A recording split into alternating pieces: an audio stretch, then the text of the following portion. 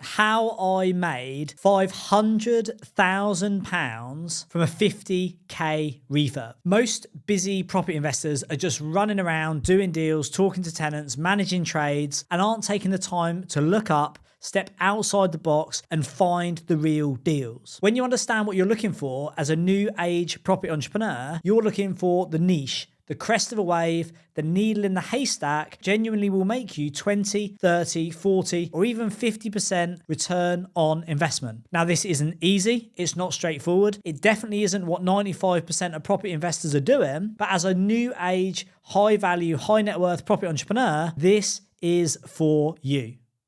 Tune into this podcast episode, and I'm going to show you how I made a £500,000 profit on only a 50k refurb. So in this episode, what I'm going to do is I'm going to take you through the steps that we use to do highly valuable, highly profitable, niche development deals that the masses just haven't even heard of.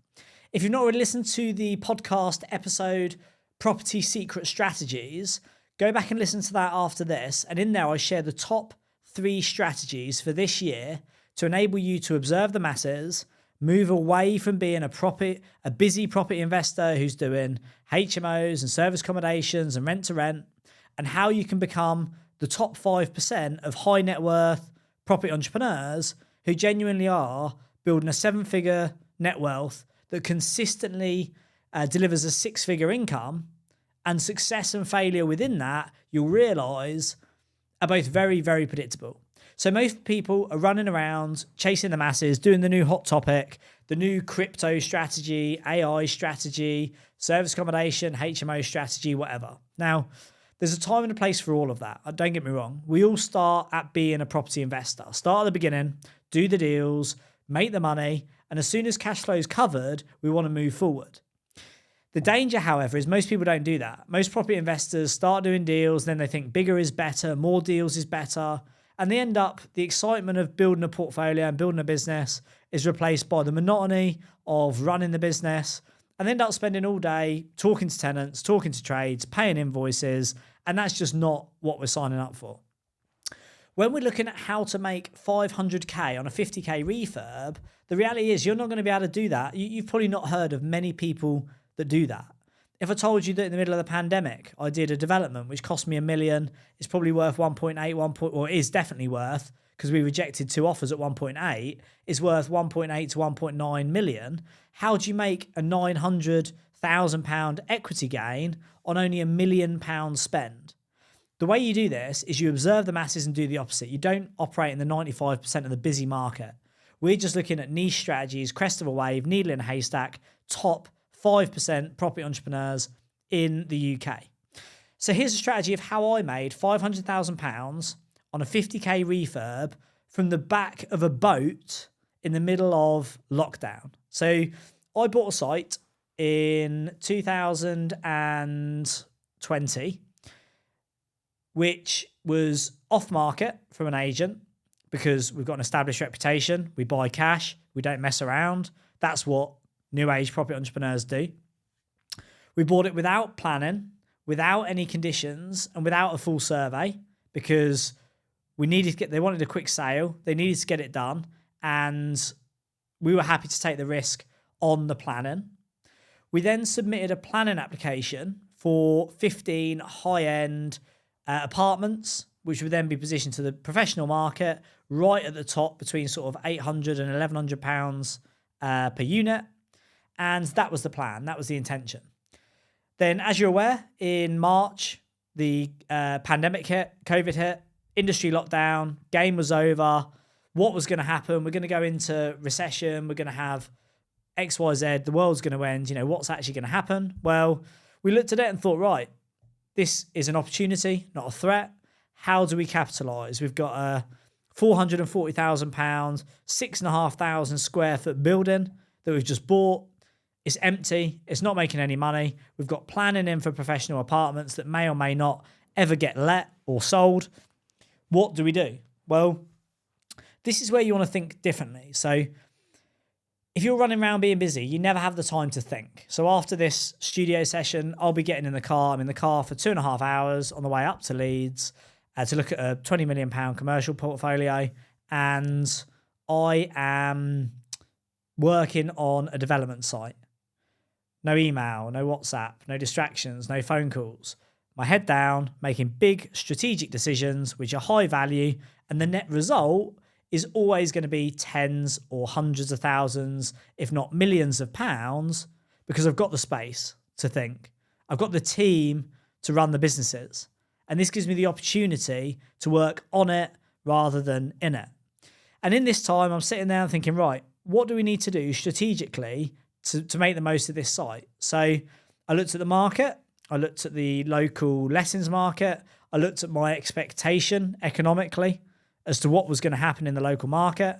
And I made a couple of decisions. The first was, depending on what happens at the back end of this pandemic, which end of the market do I think is going to be more active? Is it going to be the top of the market, which is the 12, I forget if it's 12 or 15 high-end apartments that we've got planning in for? Or is it going to be the bottom of the market, which is people on benefits, LHA, blue-collar workers, mass market rentals? And the first decision I made was I'm going to hedge my bets. I had 2 sites on at the time, multi-million pound sites and builds. And the first decision I made was I think the market is going to be busier at the bottom end than it is at the top. Now, that's a huge strategic shift because for 10 years, I'd been operating at the top of the market. Strategically, because I had the time to sit there, think, the experience to understand economics, to appraise my best get as what I thought was going to happen, and then the expertise to understand that there's different strategies I could use here, despite the fact I've bought these sites with certain plans in mind and even spent money on planning fees. We need to appraise it. So then what I did was decided, right, these 2 sites, one was the block of 12 or 15 that was in for planning, and the other was a block of 20, was going to be 20 high-end either student or professional units. And I decided the bottom end of the market is going to be far more active than the top. What does that look like for me? So I looked at this site, which we'd bought for 440k. It was 6,500 square foot, 2 detached building, been carved into 2 4-story semi-detached properties at one point. And it was laid out as, I think, 16 or 18 bed sets. By definition, it was a HMO because it had shared shower and toilet facilities. By building regs, it was bed sets because they had their own bedroom, they had their own kitchen, they had their own lounge area. They were big sort of studio apartment bed sets. And really, the use at the bottom end of the market would have been it was previously previously operated by a housing association. So I looked at it and thought, right, well, what can I do here to make it capitalise? What's going on in the local market? And what I realised on the local market was there was the government had released a scheme called Off the Streets, something like that, which basically meant every council in the UK had been given a budget to get homeless people off the streets for fear that they were going to spread the coronavirus. And what you would have seen, maybe recall it in your town or city, is that councils around the UK put homeless people into bedsits, into B&Bs, filled up whole hotels with homeless people because they had to get them off the street. Now, I'm sitting there and I've got a 6,500 square foot empty building. The council are filling up the Britannia, or have filled up the Britannia Hotel with homeless people. And I thought, right, well, what would make more logic here is rather than paying £50, £80, £100 a night for the homeless people to be in the Britannia Hotel, I can accommodate probably couples in the majority of these bed sets. There's current planning for I forget which use it is, hostel. And I thought what I can do here is I can use it as an opportunity. It's in a strict Article 4 Nottingham City Centre location. It's also in the middle of a conservation area, so there's obviously additional restrictions there. But because of the market, because of the reason, and because of the logic that the council need accommodation for homeless people, if I could get them to give me planning permission to convert it into a 28-person HMO across 18 bed sets, then I could lease it to them, or I could rent the units out to them to use for homeless people, which would be significantly cheaper than Britannia Hotel. So the logic here was it would be unreasonable. So bearing in mind, since 2011, that there's no C4 or sui generis HMO status been granted in a residential area, moving a C3 property into C4 sui generis, as far as I'm aware, in the town centre, and definitely not in the Arboretum since Article 4 came in. My logic was it would be unreasonable for the council to turn around and say to me, we're not giving you a HMO licence for that building, when they're paying taxpayers' money at £50 a night, £100 a night, filling up hundreds of rooms in hotels around the city.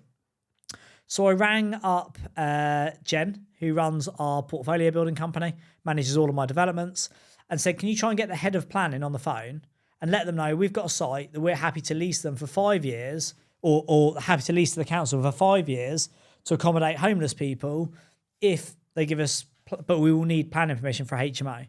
So on a Friday afternoon, at the time, again, as a new age, high net worth property entrepreneur working on the business rather than in it, owning 20 plus businesses, operating none, and working from the back of my narrowboat that I went to live on during the pandemic, between working on narrowboat and being overseas for some of it.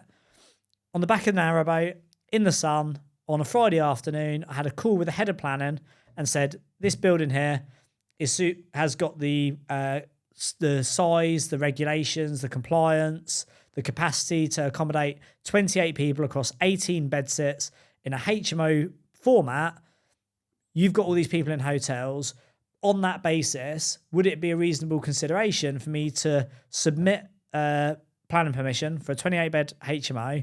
You grant me that, and then I'll lease it back to the council for 5 years if they want it, to do what they need to do. It said, in theory, absolutely. It makes logical sense. We need it. Under most circumstances, that wouldn't be something we would look at. But based on the pandemic, based on lockdown, based on the issue with the homeless people, we're happy to do it, or we're happy to consider it. So 2 weeks later, I submitted a full planning application for 28-bed HMO across 18 bed sets in this single detached building. And about 6 weeks later, full planning came through, which enabled me to move from C3 hostel use, or not C3, that's residential, but a C-class residential hostel use, over to a sui generis 28-bed sui generis HMO. Now, the real benefit there is that what a hostel or a residential house might hold as bricks and mortar value, adding the commercial HMO value, which enables you to increase the occupancy from, say, 18 to 28, enables you to increase the revenue by obviously then getting more rents. And also, because it's a scarce asset in an Article 4 area, it enables you to achieve a commercial valuation. Now, in Nottingham, in this specific area, each of those units is valued between £50,000 and £100,000. There's 18 of those units. That building is now worth in excess of £1 million. We rejected an offer at 1.08 million. I don't know what it's worth exactly. I haven't tried to put it back on the market post-pandemic. I don't have a mortgage on it. I haven't refinanced it, but I bought it for £440,000.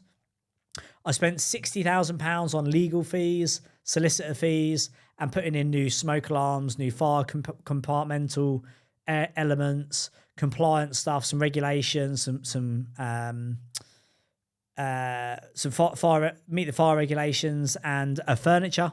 I furnished it for, initially it was going to be the council, but then they decided not to go for it after all that, and we leased it to a housing association. Now I've got a building that is worth well in excess. Like I say, we rejected two offers, one at 0.5 and one at 0.08 million. So it's worth well over £1 million.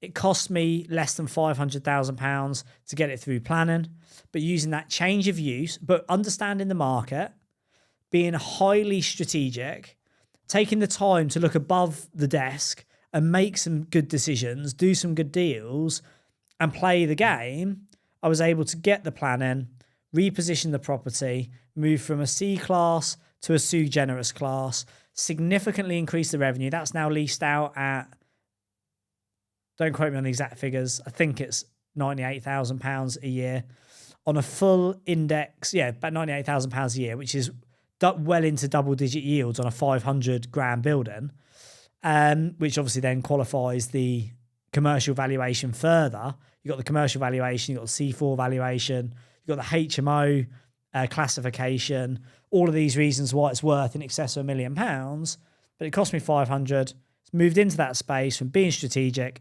taking action, using the speed of implementation and understanding how to play the game.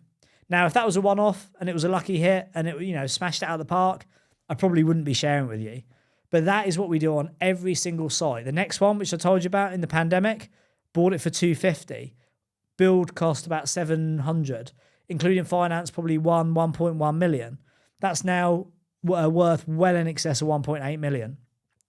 Between 1.9 and 2 million if you were to achieve a sales valuation of a net 6% yield, which in the current market, maybe a year ago, maybe it'll come back later this year, is very, very 6 or 7% yield, very, very realistic on £118,000 5-year FRI index-linked lease.